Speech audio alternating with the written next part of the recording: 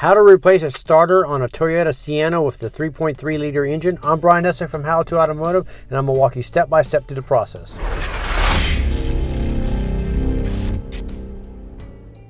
I'm going to be installing a Denso quality remanufactured starter. I will link it up in the description of the video. We're going to get started by disconnecting the battery. Actually, we're going to remove the battery. So I recommend disconnecting the negative battery cable first. You can tuck that off to the side, and then you can go ahead and disconnect the positive lead and tuck that off to the side. Now at the front of the battery hold down is a 10mm bolt. We're going to remove that. After we remove the 10mm bolt, then we're going to unhook the J hook in the back. So you should be able to just lift the hold down up and then wiggle or loosen up the J hook by turning it left or right to unhook it. Now you can go ahead and lift the battery out and set aside. Underneath the battery is a plastic tray. You can go ahead and just lift this out and set this aside. Now we're going to remove the air snorkel. So there's going to be a couple of 10mm bolts on the left and right side of the air snorkel here. Remove those.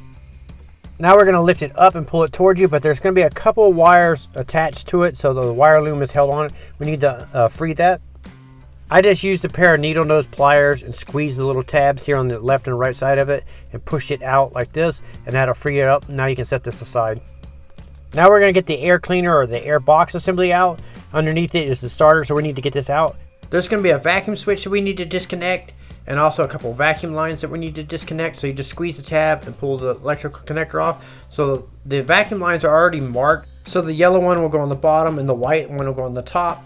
So you can go ahead and pull these vacuum lines off right here. I had to use a pick tool to get them off. They were kind of stuck on there, so I used a pick tool to help push them off like this.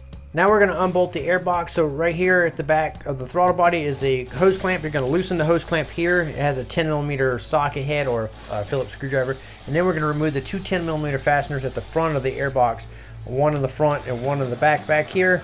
You may have to switch your extensions out to get underneath the cowling here. This Milwaukee Tool M12 ratchet here is a lifesaver. It makes jobs like this really fast and easy. So I will link tools up like this in the description of the video. Once you have the bolts loose, we need to unplug the mass airflow sensor. So you're just going to squeeze the tab and pull the connector off the mass airflow sensor. Now you should be able to pull the lid off. There may be a vacuum line right here you need to pull off, but once you get that pulled off, you should be able to work it out. So you pull it off the air snorkel here first, and then pull the air filter and the top lid out and set this aside. Now inside the air box will be three 10mm bolts we need to remove, and we're going to lift this air box out. Now to make quick work of that, I'm using the extension with a little impact tool here to remove these fasteners. You can do this by hand. You don't need tools like this, but it makes it a lot easier.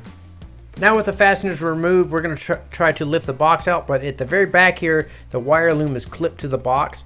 So what we need to do is use a panel popping tool like this, and just get on the wire loom holder and just kind of pry it off. This is the wire loom for the mass airflow sensor. So I just put the panel popping tool on there and give it like a little twist, and it popped it right off. Now you can take the box and set this aside. Now we're going to remove this metal bracket right here.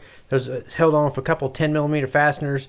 Once again, I'm using my Milwaukee impact tool to remove these fasteners. So go ahead and loosen these bolts up. Now you can take this bracket off and set this aside. Now we're going to unbolt this air snorkel here. So it's held on with a 10mm bolt right here in the front. We're going to remove that. Once you get this 10mm bolt removed, at the very bottom here, it's going to be attached right here. So you're going to lift it up right here, and then you can pull it out and set it aside. So now I'm going to unplug the electrical connector for the starter here. This is the signal wire, and this here is the main battery feed. It has a 12mm nut that you need to remove. So you can go ahead and remove that. And you can pull these two connectors off, and we're just going to tuck them off to the side. Now we can start unbolting the starter. I'm using a 14mm socket with about a 4 or 5 inch extension here, and I'm sliding it in onto the bolt back here in the back.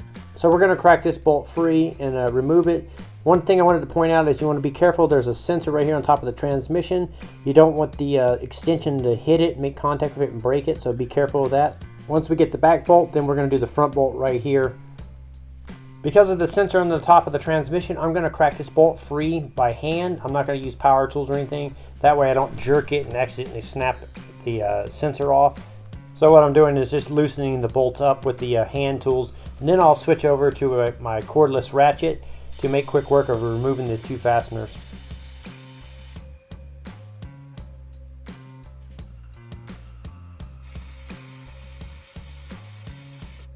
After removing the 2 bolts, you should be able to wiggle the starter and pull it outwards and remove it from the vehicle. Also, when you're doing it, try not to cock it too much to one side or the other, it gets snagged. So once you got it removed, we're going to go ahead and take the new starter and we're going to slide it into position. So you'll put it into position and wiggle it in until it fully seats into the bell housing. Then you can start the 2 fasteners by hand. I recommend you start them both by hand. Now that I got both of these fasteners started by hand, I'm going to use my my cordless ratchet here to run the fasteners in until they're snug. So I'm going to run them in very slowly until they just touch. I'm not torquing them down with the ratchet. I'm just running them in. You don't want to cock the starter left or right. It can damage the starter. So you want to run them in until it's snug and make sure it's fully seated against the bell housing. After that, then we can switch to a torque wrench, and we can set the torque wrench up to 26 foot-pounds, and we can torque the 2 fasteners down to 26 foot-pounds. When using a torque wrench, I like to support the extension portion of it with one hand and then use the other hand to torque it over and ease it up to the torque. Don't jerk it. So now we can take the positive lead and go ahead and install that onto the starter and start the 12mm nut that comes with it. Once you got the nuts threaded on and started, I like to use a 1/4 inch ratchet and tighten this up. So I run it into it snug and about a 1/4 turn more. It's made out of brass, so you don't want to over tighten it. It will snap it off. So just run it into it snug and maybe just a little bit more. And once it's tightened down, you can put the rubber boot back on, and then you can plug the electrical connector for the solenoid back in. Now we can take this air snorkel here and go ahead and position that back in there. There's this circle here that mounts on a little port down below. So you want to mount it on there, and then once you got it mounted on there, you can start the 10mm fastener at the front of the air snorkel. Then you can run it down until it's snug. Now we can take this L-shaped bracket here and go ahead and reinstall it. So you're going to mount the 2 10mm fasteners that held it on. Once you get the bolts started, go ahead and run them in until they're tight. I use my little impact tool to do this to make it work quicker. These are the type of tools that I like to use, and I'll link these all up in the description of the video. They definitely help me save a lot of time. Once that bracket is tightened up, then we're going to take the lower air box and go ahead and put that in position. There's a port right here. We're going to need to hook that on the air snorkel right here, and then we'll lay it down into its position, and we'll start the 3 fasteners. And then the wire loom here clips on the back side of the box, so you want to re-clip that on there as well. When installing the box, you want to take your time and just look around, make sure nothing is snagged or it's unplugging anything or anything's being pinched underneath it. And then go ahead and start the 3 fasteners. I like to start all these bolts by hand. And once you get them all 3 started, then we can run these bolts down until they're snug. Now you can go ahead and install the air filter. Go ahead and put that into position. Then you can go ahead and put the air box top back on. So you want the air snorkel here to go over the mass airflow sensor. You also want to spin the hose clamp here in a position where you can get back to where you can tighten it up, so you want to pay attention to that. So go ahead and push it onto the mass airflow sensor. And then at the very back of the air box is little hooks here that the rear of it hook into. So you'll have to make sure the air filter is not pushed underneath or up out of the way. It pops out really easy. So you have to line that up, and then at the very back there's a little grooves that the back of the air box clips into. Once you got it clipped in there, you push it downwards, and then we can start the bolts in the front. Since I'm right here, I'm going to go ahead and start the vacuum lines that we took off right here. They should be marked white and yellow. Go ahead and put those back on. So once you get these 3 vacuum lines right here installed, after that, then we're going to tighten up the clamp on the mass airflow sensor. And then once we get that tightened up, we'll tighten up the 2 fasteners at the very front of the air box.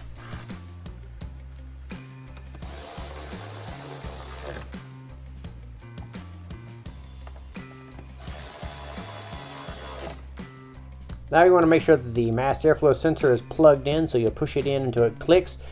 Now you can take the plastic tray that went underneath the battery off, then we can put that back into position. So there's 2 little nipples on it. It line up with the tray up below it, the metal portion of it, so you'll line that up. So before we install the battery, I want to make sure that the terminals are clean. So I'm using a little bore brush with my little impact tool here, and I'm going to clean out the terminals here and make sure they're nice and clean, so when we put the battery in, we have a good contact. So I'm just going to take my time and make sure both positive and negative cables are clean and free of corrosion. Once I'm confident that the cable ends are cleaned up, I went ahead and pushed them off to the side, the positive and the negative, to get them out of the way. Now we can go ahead and put the battery back into position and drop it down on top of that little plastic tray. Now you can go ahead and install the two cables. I recommend that you install the positive lead first, snug it up, and then you can take the negative lead and put that on and snug that up. And then we'll put the battery hold down back into position. So the battery hold down is held down with a J hook in the rear, so you have to look back there, and there's a little metal slot where the hook hooks into, and then you can start the 10mm fastener at the front nose cone here. I recommend tightening the front bolt here first, and then once that's tightened, then you can tighten up the J hook one here in the back. One of the things you want to be aware of is if your car has an aftermarket alarm, the horn will most likely blow when you install the negative cable or when you install the battery. So be prepared to turn it off with a clicker. So now you should be able to install both negative and positive cables. Make sure that those are all snugged up. Now we can install the air snorkel that went on here, on the front here. So we're going to make sure that the wire loom that was clipped into it is re-clipped back onto the air snorkel. So you'll line it up with the air box, put it on, start the fasteners at the front, and make sure that the wire loom is clipped into it, and then the wire loom is plugged back into the vacuum switch right there. Now with that all secure, you can go ahead and start the two bolts in the front, and we can go ahead and run these down.